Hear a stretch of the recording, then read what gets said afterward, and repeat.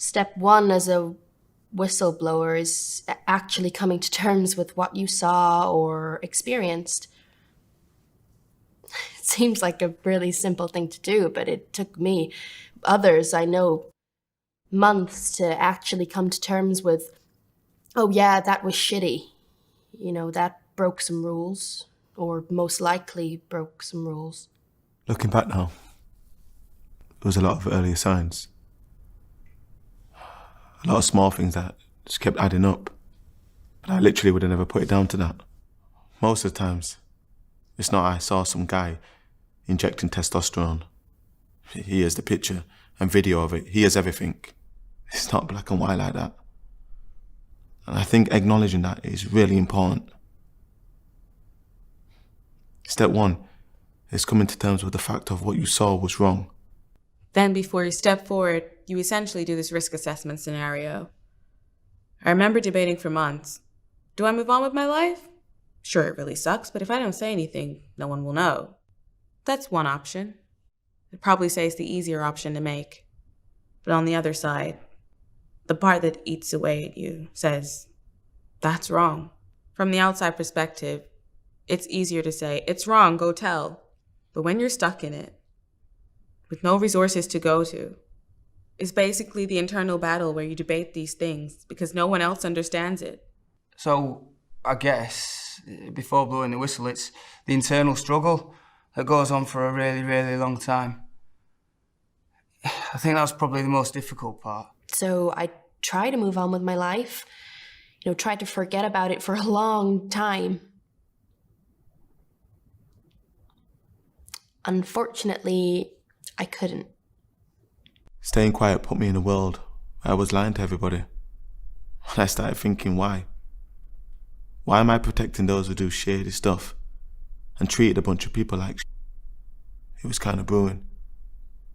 And then finally I had my tipping point and I was like, fuck it. I'm going to do something with this. I'm going to tell somebody. If only it was that simple. Instead, whistleblowing's a process. The next question was, okay, who do I tell?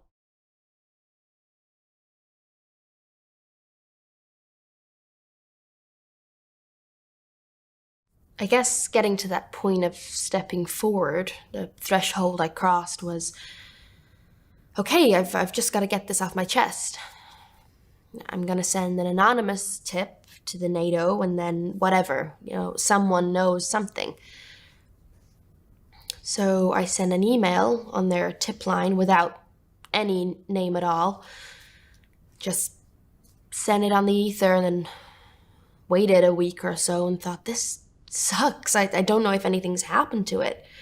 So the next step was, okay, I'm going to send it and attach my email address to it. And then each step requires another internal turmoil to go through. So I sent that out there and then I got a reply saying, we'd love to talk to you. I was scared to go because I was afraid that somehow someone would find out that I went to the NATO. I was petrified of losing my contract. I was so paranoid that I didn't tell anyone. And I went to go see someone at the NATO. I was there probably 4 hours. I cried a lot. I felt so guilty. I felt like I was betraying those who I cared about. It's so fucked up. But even though I think they were cheating, I still care about them. I know them as people. It was so hard trying to describe that to the NATO because they were like, why are you crying? And I'm trying to explain because I feel like I'm betraying these people. They're my friends. They're my family. I've spent years with them, and that sucks. Anyway, after I reported, I assumed the response would be, we're going to get to the bottom of this. I imagined I'd go in, tell them the people they needed to talk to, they'd talk to those people, and then they'd have everything they needed and it'd be done. Wrong. Instead, it's 2 months later and you've heard nothing but complete radio silence. In your head, you're going crazy thinking, do they give a shit? Are they going to do anything? Does any of this really matter? You kind of get this feeling that what you've done is a bit pointless. And then you're also thinking, for goodness sake, is it still corrupt? Eventually, I decided that if NATO wasn't going to do anything, then, well, at least people needed to know. So I was just like, screw it. Let's just deal with it. Things really changed when I went public with it. There's no turning back.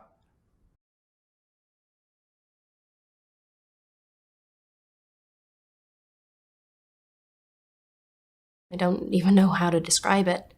Let's put it this way. I wouldn't even want people I don't like to go through some of the shit I went through.